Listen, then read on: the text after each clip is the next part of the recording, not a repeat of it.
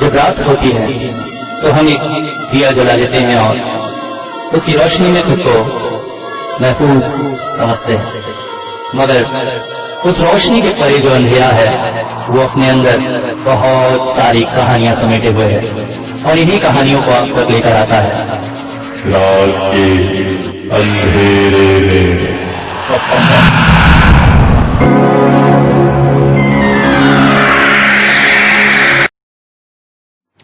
मेरे मित्र की पोस्टिंग इस ग्रामीण इलाके में हुई थी। इलाका काफी सुंदर है।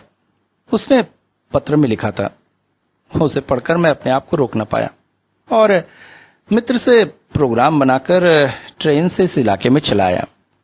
मगर बदकिस्मती की बात कि आधे रास्ते से ही तेज बारिश होने लगी और स्टेशन पर पहुंचकर तो जैसे सिर पर बिजली ही गिर पड़ी। मुझे लेने के लिए कोई नहीं आया था। मित्र ने बताया था कि स्टेशन के बाद करीब 3 किलोमीटर इलाके का घना जंगल पड़ता है और उसके बाद गांव।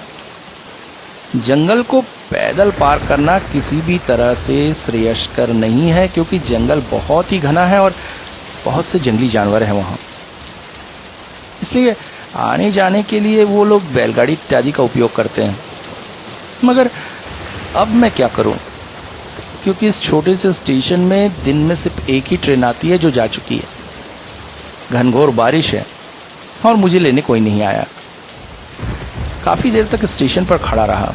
स्टेशन क्या, खुला मैदान, एक छोटा सा कमरा जो शायद गार्ड का और टिकट घर दोनों ही के यूज हो रहा था, जो अब बंद हो चुका था। पानी में भीगते भीगते ठंड भी लगने लगी थी। मरता क्या ना करता।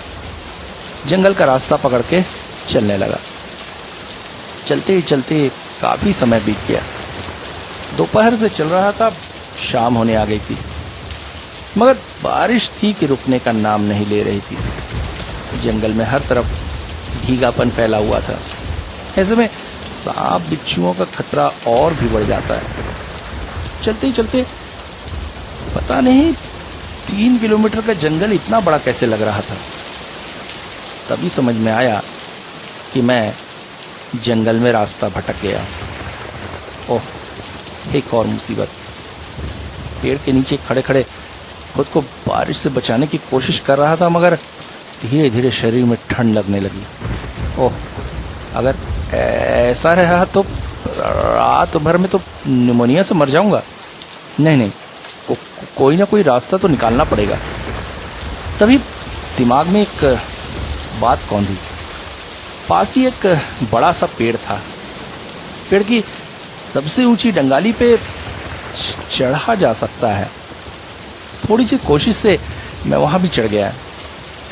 वहां से मुझे दिशा ज्ञान हो सकता था, मगर ऐसा कुछ भी संभव न हो सका। जंगल बेहद घना था और उसे बाहर जाने का रास्ता समझ में ही नहीं आ रहा था। तभी अचानक शाम के धुंधलके में नजर पड़ी दूर एक बड़े से मकान पर।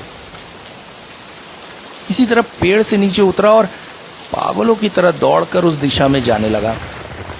चलते चलते एक ऊंचे टीले के पास पहुंच गया, जहां करीब 100-150 सीढ़ियां थी। सीढ़ियों के बाद एक बड़ा सा मकान था, 2 या 3 मंजिले का होगा। आसमान में घनघोर बारिश और बिजलियां अपना तांडव चला रही थी। हड़बड़ाकर मैं सीढ़ियां चढ़ने लगा। सीढ़ियों में फिसलन थी, 1-2 बार फिसल कर गिरा भी, मगर जान बचाने की इच्छा मनुष्य में जब प्रबल हो जाए तो उसे कुछ भी नहीं दिखाई देता है। मैं दौड़ता दौड़ता सीढ़ियां चढ़कर उस मकान के दरवाजे पर पहुंच गया। बड़ा ही विशालकाय दरवाजा था। 1 बार, 2 बार, 3 बार दस्तक दी, मगर कोई प्रतिक्रिया न आई। इधर पानी में भीगते भीगते मुझे ठंड बहुत तेज लग रही थी। अगली बार फिर से दस्तक दी तो अंदर से पैरों की आवाज।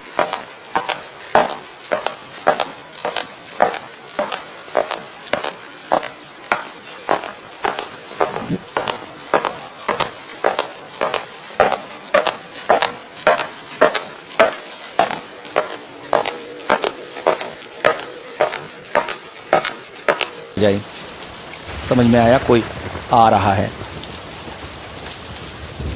दरवाजे तक पहुंचकर वो पैर रुक गए।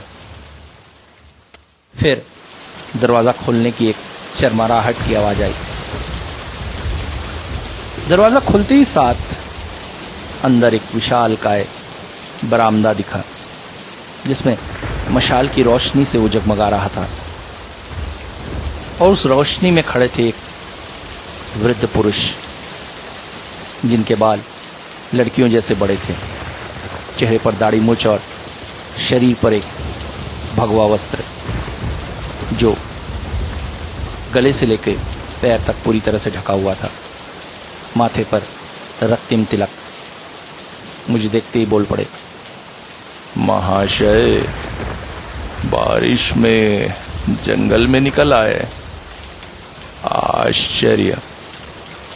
अब जी, असली में मुझे पासी के गांव जाना था। मेरा दोस्त मुझे लेने आने वाला था, मगर आया नहीं, इसलिए मैं अकेले ही गांव की तरफ जा रहा था, पर लगातार रास्ता भटक गया हूं। बारिश में ठंड भी लग रही है।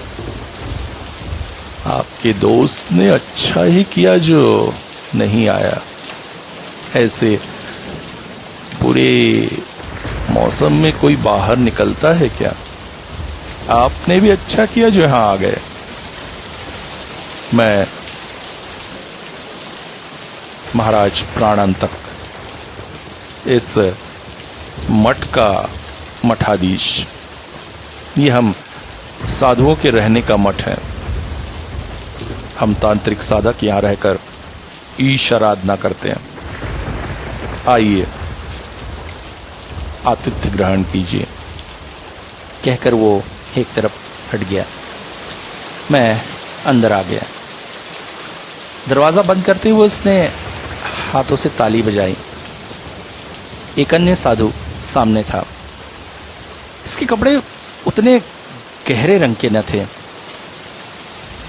वो बोला, ये आनंद राम है। ये आपको आपके कमरे तक ले जाएंगे। जाकर विश्राम कीजिए। भोजन के समय दोबारा मुलाकात होगी। वो व्यक्ति हाथों में लालटेन लिए मुझे अपने साथ ले चला। चलते चलते मैंने देखा बरामदे की दीवारों पर बहुत सारी तस्वीरें लगी हुई थी, जो वास्तव में तंत्र साधना की विभिन्न पद्धतियों की थी। और तभी सीढ़ी के पास की बड़ी सी दीवार की एक तस्वीर देखकर मैं ठिठक गया। ओह, इतना भयानक चेहरा किसका है? जैसे कोई नरक से निकला हुआ राक्षस हो। सीढ़ियां चढ़ते हुए मैंने महसूस किया कि सीढ़ियां बहुत ही पुरानी हैं, इस वजह से टूट फूट सी गई हैं। ऊपर भी वैसा ही एक बरामदे से होते हुए कमरे के सामने आनंदराम रुक गए। कमरा खोलकर वो अंदर चले गए। मैं भी उनके पीछे चला गया। वो बोले, आपके कपड़े रखे हुए हैं, पास ही में बाथरूम है, नहा लीजिए और ये कपड़े पहनकर विश्राम कीजिए। भोजन के समय मैं आपको फिर बुलाने आऊंगा। कमरा अत्यधिक सुंदर और सजा धजा था। एक और बहुत ही महंगी लकड़ी का एक पलंग लगा हुआ था। खिड़कियों में महंगे पर्दे लगे हुए थे। मैंने तुरंत ही प्रश्न किया, आपसे एक प्रश्न करना था। जी कहिए। अब सीढ़ियों से चढ़ते हुए वो तस्वीर किस देवता की है? आनंदराम शांत रहा। फिर बोला, अब भोजन के समय गुरुदेव आपके सभी प्रश्नों का जवाब देंगे, विश्राम करिए। कहकर वो चला गया। नहा धोकर उनके दिए हुए कपड़े मैंने पहन लिए और बिस्तर पर लेट गया। थकान तो थी ही, मौसम भी काफी अच्छा था, इसलिए कब नींद आ गई पता न चला। नींद टूटी आनंदराम की आवाज से। हड़बड़ाकर मैं उठ गया। वो बोला, गुरुदेव भोजन में आपका इंतजार कर रहे हैं, आइए। मैं उनके पीछे पीछे चल पड़ा। बरामदे में पहुंचकर मैं आश्चर्यचकित था। बरामदे का स्वरूप अब बहुत बदल चुका था। काफी सारी मसालों से दिन की जैसी रोशनी हो रही थी। सामने ही आसनों में बहुत सारे साधु बैठे हुए थे। एक जगह वो महंत भी बैठे हुए थे। भोजन परोसा जा चुका था। 3 अन्य साधु चुपचाप आते जाते भोजन की विभिन्न चीजों को ला रहे थे। मुझे किसी ने बैठने के लिए नहीं कहा, मगर जरूरत के लिए इंसान कुछ भी करता है, इसलिए महंत के पास ही एक आसन खाली देखकर मैं वहां बैठ गया। भोजन में विभिन्न तरह की चीजें थी, मगर सभी का रुझान नॉनवेज चीजें खाने में ज्यादा था। वे सभी चुपचाप भोजन कर रहे थे। मैंने भी चुपचाप भोजन करना शुरू कर दिया। अचानक एक पात्र के आने पर वो सभी उत्तेजित हो गए। जीवन सुधा, जीवन सुधा, जीवन सुधा। मैं आश्चर्यचकित था।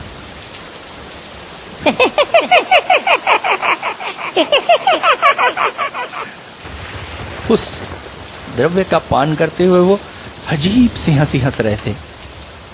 पहली बार मुझे अजीब सा डर सा लगा। उस पात्र को मुझे भी दिया गया। मैंने पीकर देखा तो अजीब सा नमकीन सा था। मुझे अच्छा न लगा, मगर वो सब बड़ी खुशी के साथ उसका पान करते हैं। और उसके साथ उनकी भयानक अट्टहास पूरे वातावरण को डरावना बना रही थी। भोजन खत्म हो गया था, मगर अभी भी शायद कोई व्यंजन बचा था, इसलिए सब बैठे हुए थे। मेरा भी खाना हो चुका था, मगर सभ्यतावश आसन में छोड़ नहीं पा रहा था। अब साधुओं ने आपस में बातचीत करना शुरू किया। बातचीत धार्मिक या इस तरह की नहीं थी, बल्कि जैसे हम लोग करते हैं ना, बरसात की भीनी सी रात में लाइट गोल हो जाए तो भूत प्रेत इत्यादि की। मगर इनकी बातें बहुत ही डरावनी थी। वहाँ पे मैंने देखा इसके सीधे पैर थे और उसकी मुंडी कटी हुई थी। तुमने क्या देखा? मैं तो सामने में बैठा था, तो उस व्यक्ति ने अपना सर हाथों से ले लिया था और एक आने देती है। उनकी भयानक बातें सुनकर भोजन के पश्चात जो मुझे थोड़ी सी तंद्रा आ रही थी वो भी दूर हो गई। तभी महंत ने कहा, शांत हो जाइए। शब्द शांत हो गए। अब मशालों की रोशनी थोड़ी धीमी पड़ गई थी और उस धीमी रोशनी में सबके चेहरे बड़े अजीब से दिखाई दे रहे थे। अभी तक मैंने नोटिस किया था, मगर अब पता नहीं कि उनके चेहरों में एक अजीब से भयानकता आ गई थी। मेरे शरीर में सिहरन हो रही थी। रोशनी में सामने सीढ़ी में लगा वो चित्र और भयानक दिख रहा था। सारा वातावरण एक अजीब सी सिहरन में तब्दील हो रहा था। बाहर चमकती बिजली और तेज बारिश इस वातावरण को और डरावना बना रहे थे। महंत बोल पड़े, आज हम सभी का सौभाग्य है कि हमारे यहां अतिथि पधारे हैं। मैं अतिथि को बता दूं कि ये अमर मठ है, जो प्रकृति के इस जगह पर अनंत कालों से विद्यमान है। हम सब यहाँ तंत्र साधना में लीन रहते हैं, मगर वास्तव में ये अमर मठ अपने नाम के अनुसार ही अमर है।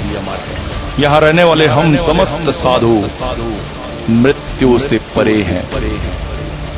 हम शैतान की पूजा करते हैं और शैतान देवता द्वारा दिया हुआ भोजन ही हमारा खाद्य है।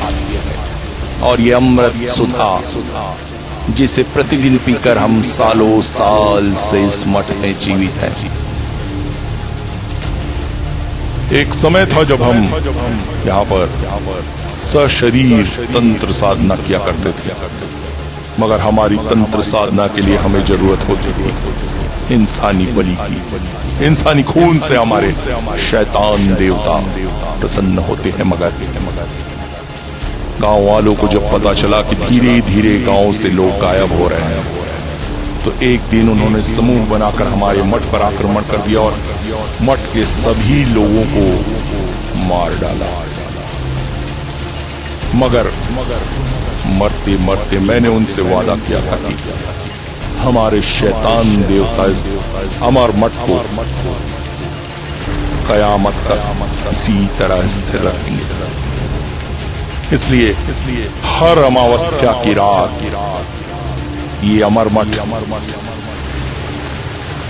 जीवंत हो उठता है और हम सब यहां पर उपस्थित होते हैं। और यहां से गुजरता हुआ कोई राहगीर राह भूल कर हमारे पास चला आता है और हम उसे यहां पर अतिथि बनाते हैं। ऐसा कोई सौभाग्यशाली ही होता है, क्योंकि ज्यादातर जो भी भूला भटका राहगीर यहाँ आता है वो हमारा महाप्रसाद बन जाता है।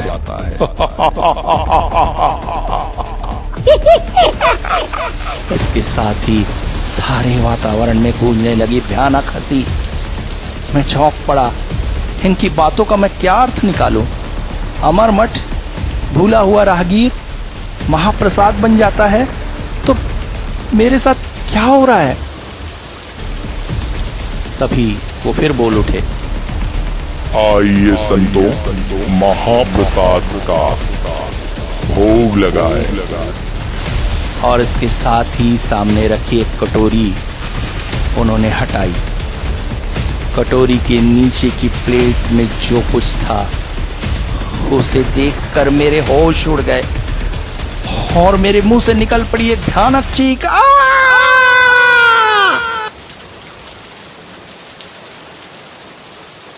आंख खुली तो खुद को एक कीचड़ भरे गड्ढे में पड़ा पाया और सामने ही था टूटा फूटा खंडहर सा अमर मठ, जो धीरे धीरे फैल रही सुबह की रोशनी में बहुत ही डरावना लग रहा था। मैं मठ से बाहर कैसे आया, ये मेरे लिए एक आश्चर्यजनक बात थी। मगर तभी मुझे याद आई मेरे गले में लगी कुलदेवी की तावीज, जिसे एक दिन मेरी माँ ने मेरे गले में पहना दिया था। मगर मैं तो विज्ञान का मानने वाला, उस तावीज को उतारने की बहुत कोशिश की, मगर माँ ने कसम दी थी कि अगर मैं वो तावीज उतार दिया तो उसकी मौत का पाप मुझे लगेगा। और आज शायद इस तावीज का चमत्कार ही है कि मैं अमर मठ से बाहर हूं। मगर जो कुछ भी हुआ उसे अब मैं भूल जाना चाहता हूं। किसी तरह से धीरे धीरे चलता हुआ मैं जंगल पार करके गांव तक पहुंचा। गांव में जब अपने मित्र के घर पहुंचा तो उसके नौकर ने बताया कि मित्र मुझे लेने के लिए रेलवे स्टेशन गया था और वापस नहीं आया। वो भी पुलिस स्टेशन जा ही रहा है उसके गायब होने की रिपोर्ट लिखाने। मैं आश्चर्यचकित और स्तब्ध सा सब कुछ सुन रहा था। मैं चाह रहा था कि काश कल रात की सारी स्मृति मेरे दिमाग से चली जाए, काश मैं सब कुछ भूल जाऊं, क्योंकि बेहोश होने से पहले जब उस साधु ने प्लेट में से कटोरी हटाई थी तो उस प्लेट में रखा हुआ था मेरे मित्र का उबला हुआ सिर, और उसके साथ ही समस्त साधुओं के आगे रखे हुए मांस के अलग अलग टुकड़ों से समझ में आ रहा था कि वो सभी मेरे मित्र के शरीर के अलग अलग टुकड़े थे।